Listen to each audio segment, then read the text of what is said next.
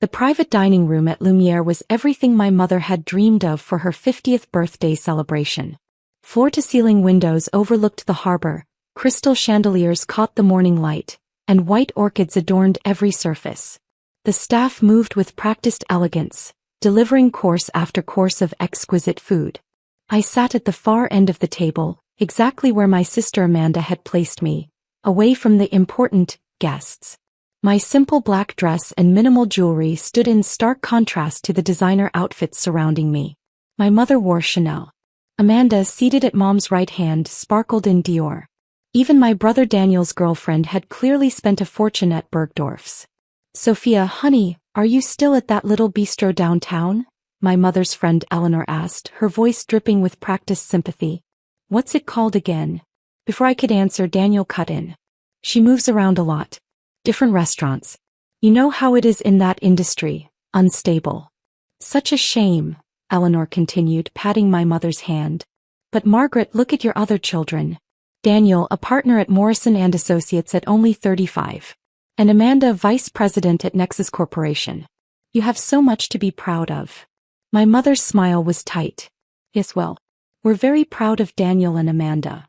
The emphasis on their names wasn't subtle. It never was. Mom, try the C bass, Amanda suggested, redirecting the conversation. It's incredible. This place has been on the waiting list for months. I had to use my corporate connections to get us in. I bit back a smile and took another sip of water. Actually, Daniel leaned back in his chair, gesturing with his champagne glass. I'm the one who secured this reservation. The owner is a client of a colleague. Pulled some strings. Neither of them noticed the server's barely concealed smirk as he refilled my water glass.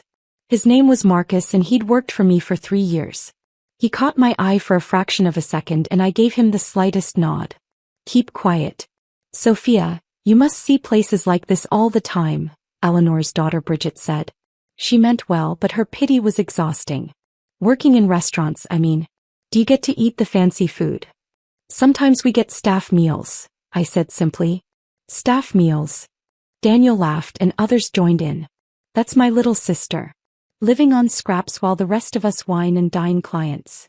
Daniel, my father said, but there was no real reproach in his voice. Be nice. I'm being honest, Dad. Sophia's 32. When is she going to get serious about her life? Amanda was a director by 30. I made senior associate by 28. Sophia still, what are you exactly? A waitress? A hostess? I work in kitchens mostly, I said, keeping my voice even. Right, because that's so much better, Amanda said, examining her manicured nails. Mom, I'm sorry, but we need to talk about this. It's embarrassing. Do you know what people say when they ask about your children? I tell them about my VP position, Daniel talks about his law firm, and then there's Sophia, who works in kitchens. My mother looked down at her plate. Sophia makes her own choices. Choices to waste her life, Daniel muttered. She could have gone to business school, Amanda continued. She had the grades. Instead she went to culinary school. Culinary school. To learn how to cook. As if that's a career. Some chefs do very well, Eleanor offered weakly. Celebrity chefs, Amanda countered. TV personalities.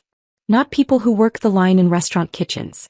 That's not a career. It's a hobby that doesn't pay. I finished my water. Marcus immediately appeared to refill it. How much do you even make? Daniel asked, leaning forward. Seriously, Sophia. What's your salary? $35,000? $40,000 a year? I made that in a month last quarter. Daniel, that's inappropriate, my father said, but he didn't disagree with the sentiment. I'm just saying someone needs to give her a reality check. She's 32, living in a tiny apartment, taking the subway everywhere, wearing... He gestured at my dress, whatever that is. Meanwhile, we're all building wealth, establishing ourselves, creating futures. Some of us have real careers, Amanda repeated, smiling at the table. Real accomplishments. I just closed a $50 million deal last week. What did you do, Sophia? Learn a new soup recipe? The table laughed. Even my mother's lips quirked upward. I set down my water glass carefully. The lobster bisque is excellent, by the way. See. Daniel spread his hands. That's what she cares about. Soup. Not career advancement, not building wealth, not making something of herself. Soup. It's sad really, Amanda said, her voice softer now, more condescending. We all had the same opportunities, the same advantages. Private school, good college, supportive parents. Daniel and I capitalized on that. Sophia just gave up. I didn't give up, I said quietly. No. Daniel raised an eyebrow. Then what do you call working in restaurant kitchens at 32? What's your 5-year plan, Sophia? 10-year plan? Are you going to be a line cook at 40? A prep chef at 50? Maybe she'll meet a nice executive chef, Bridget suggested, trying to help. Someone established who can take care of her. She needs someone to take care of her, my mother murmured, and the defeat in her voice stung more than Daniel's mockery. She's never going to take care of herself at this rate. Marcus appeared beside me again, but this time he wasn't alone. The restaurant's general manager, Philippe, stood beside him. Philippe's expression was carefully neutral, but I could see the question in his eyes. I gave a tiny shake of my head. Not yet. You know what I heard? Daniel's girlfriend spoke up. Her name was Courtney and she worked in marketing. I heard that kitchen jobs are being automated. Soon robots will do all the prep work, all the cooking. What will you do then, Sophia? Adapt, I said simply. To what? You have no other skills. You've spent your entire adult life in kitchens. No business experience, no leadership training, no executive presence. You're 32 with the resume of a teenager. The room felt smaller suddenly. The weight of their collective judgment pressed down on me. This wasn't new. My family had been disappointed in me for a decade. But something about today, about my mother's milestone birthday, about the accumulated years of dismissal, made it sharper. I worry about you, my mother said, and she sounded sincere. What happens when you're too old to work those long kitchen hours? When your back gives out or your knees? You have no savings, no investments, no retirement plan. How do you know that? I asked. Because if you did, you wouldn't be living in that studio apartment, Amanda said. You wouldn't be taking public transportation. You wouldn't be wearing a dress from, what is that, Zara? Target, I corrected. The table went silent for a beat, then several people laughed. Target. Daniel repeated. Our mother's 50th birthday brunch at Lumière, and Sophia shows up in a Target dress. At least she showed up, my father said, but even that felt like a criticism. Eleanor, tell Margaret about your new beach house. The conversation shifted and I became invisible again. They talked about vacation homes and investment portfolios, about their children's private schools and upcoming luxury cruises. Amanda mentioned casually that she was buying a second property in Aspen. Daniel discussed his new Tesla. No one asked me anything else. I was the family disappointment, the cautionary tale, the daughter they loved but didn't respect. I was almost finished with my entree when the door to the private dining room opened. A man in an impeccable charcoal suit entered. He was in his 60s, silver-haired, with the bearing of someone accustomed to authority. He carried a leather portfolio and wore a discreet Michelin guide pin on his lapel. The conversation died mid-sentence. Philippe immediately moved toward him, but the man raised a hand. I know where I'm going, Philippe. Thank you. He walked directly to me. Chef Martinez, he said, his French accent subtle but unmistakable. Forgive the interruption. I wouldn't disturb your family celebration, but the Paris location needs your final approval on the menu. We're 3 weeks from opening and Chef Laurent insists on your personal review of the tasting menu. The silence that followed was absolute. I set down my fork and looked up at him. Jacques. I told you, no business today. It's my mother's birthday. I know and I apologize. But you also told me Paris was the priority. The investors are asking questions and after what you accomplished in London, they're expecting perfection. My brother's champagne glass slipped from his fingers. It shattered against his plate, crystal exploding across the white tablecloth. No one moved to clean it up. Everyone was staring at me. Chef Martinez? My mother repeated, her voice barely above a whisper. Jacques turned to her, smiling. Madame Martinez, you must be Sophia's mother. It's an honor. Your daughter is extraordinary. The youngest 3-star Michelin chef in North American history. Her restaurants have revolutionized contemporary cuisine. Restaurants. Amanda's face had gone pale. As in plural? 7 currently, Jacques said pleasantly as if discussing the weather. New York, Los Angeles, London, Tokyo, Barcelona, and the flagship here, of course. Paris will be the 8th. Each one has earned either 2 or 3 Michelin stars within 18 months of opening. It's unprecedented. Philippe cleared his throat. Shall I bring the documents to your office, chef? My office. The one on the 3rd floor of this building. The building I owned. What's happening? Daniel's voice cracked slightly. Sophia, what is he talking about? I looked at my brother, at his expensive suit, his luxury watch, his carefully styled hair, at the judgment that had lived in his eyes for a decade. I think, I said slowly, there's been a misunderstanding about what I do for a living. You're a chef. My mother's hands were shaking. You own restaurants? Not just restaurants, Jacques corrected gently. The Martinez Restaurant Group is valued at $480 million. Sophia built it from nothing in 9 years. She's one of the most respected culinary minds in the world. Amanda made a choking sound. But you said, my father started. You said you worked in kitchens. I do, I confirmed. I work in my kitchens, in my restaurants, learning every position, training every chef, developing every menu. That's how you earn Michelin stars, by understanding every single aspect of the operation. Your kitchens, Daniel repeated dumbly. Your restaurants. She's being modest, Jacques said. 3 of her restaurants are in the world's 50 best restaurants list. Her New York location is number 12 globally. She's been profiled in the New York Times, the Financial Times, Bon Appetit, and Forbes. Last year she turned down an offer from Amazon to start a culinary streaming platform. The offer was $200 million. The private dining room suddenly felt very small. I don't understand, my mother whispered. Why didn't you tell us? I tried, I said simply.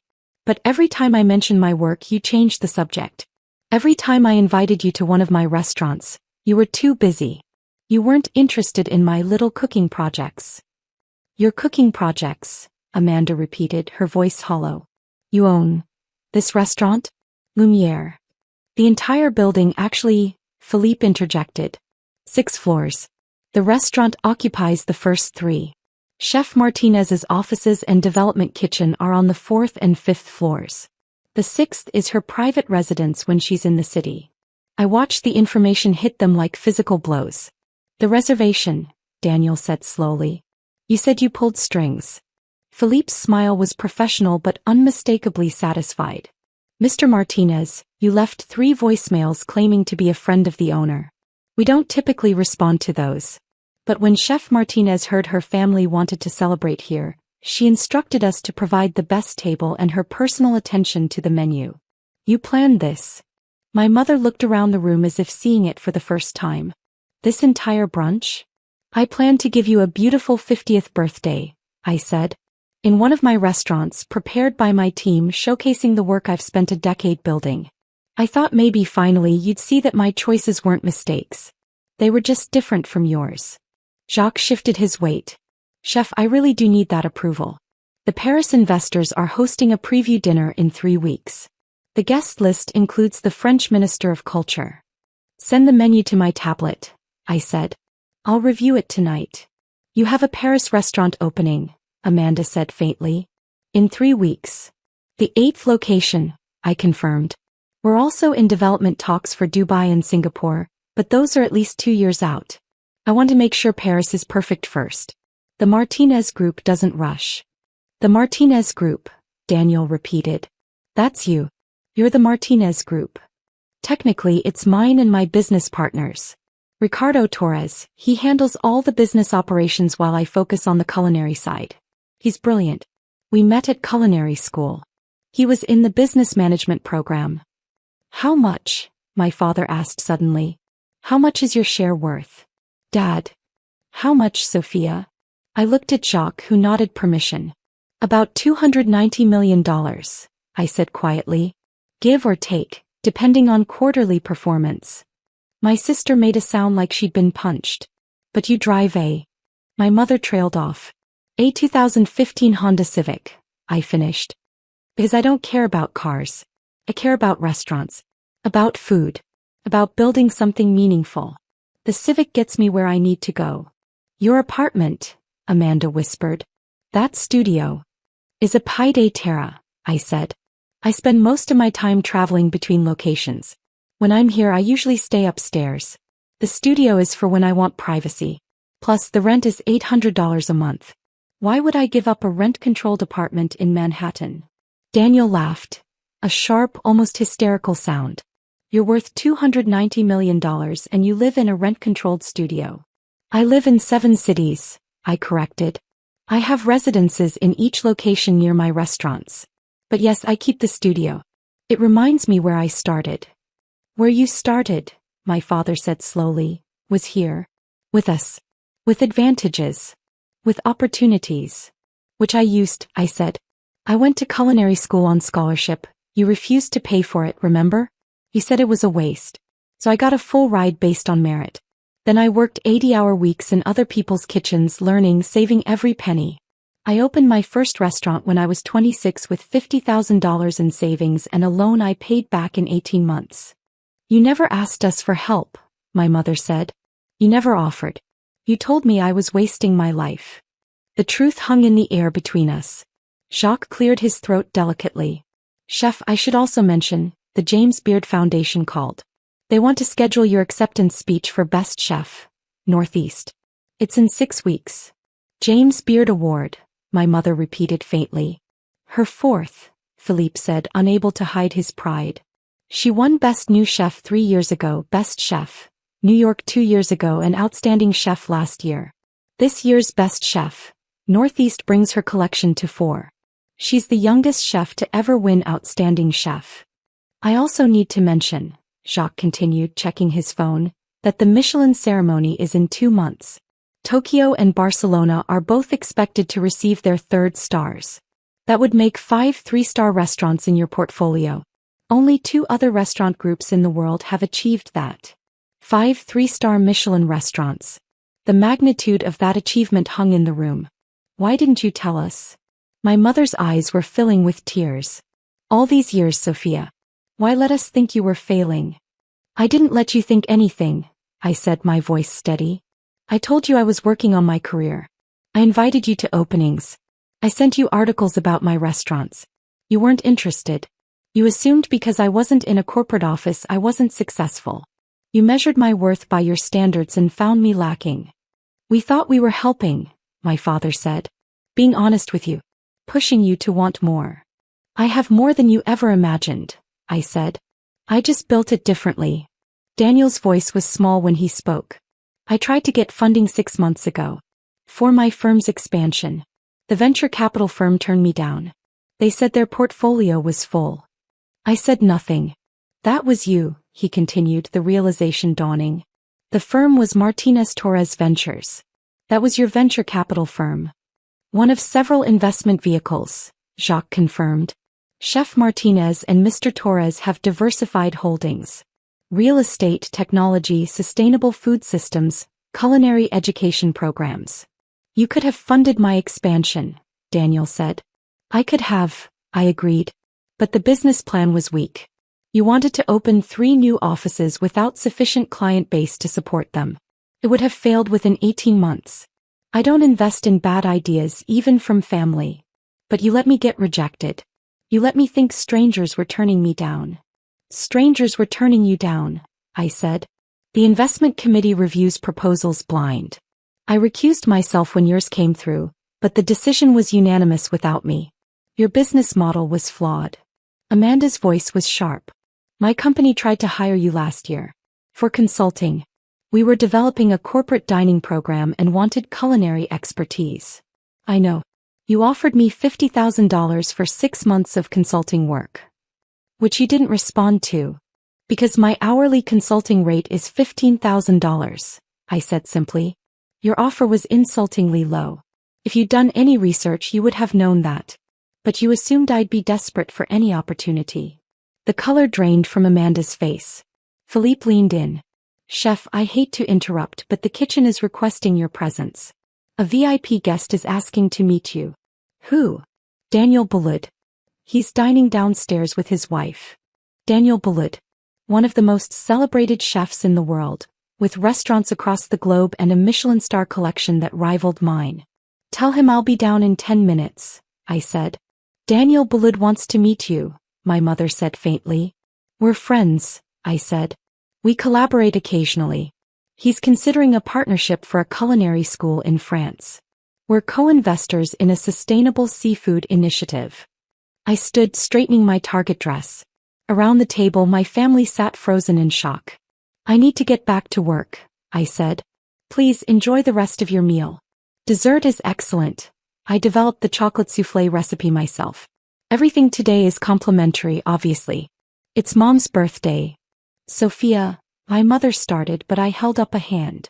I'm glad you're enjoying Lumière, I said. It's one of my favorites. The staff here is exceptional. They've been with me since we opened 4 years ago. Philippe, please make sure everyone has what they need. Of course, chef. I turned to Jacques. Send me those Paris documents. I'll have notes by tomorrow morning. And tell Lauren I'll be there next week to do the final tasting in person. Will you take the jet? The jet, Daniel whispered. Probably commercial, I said to Jacques. I like the time to think, but have it ready just in case. I looked back at my family one last time. My mother's tears had spilled over. My father sat rigid, his face unreadable. Amanda stared at the table. Daniel looked like he might be sick. Enjoy your meal, I said quietly. And Mom, happy birthday. I left the private dining room, Jacques following. In the hallway, I let out a breath I hadn't realized I'd been holding. That was harder than I expected, I admitted. Family usually is, Jacques said gently. But chef, they needed to know. You've hidden long enough. I wasn't hiding. I was building. There's a difference. And now they know what you built. We reached the elevator to my office. Before the doors closed, I heard Philippe's voice from the private dining room. Can I get anyone anything? More champagne?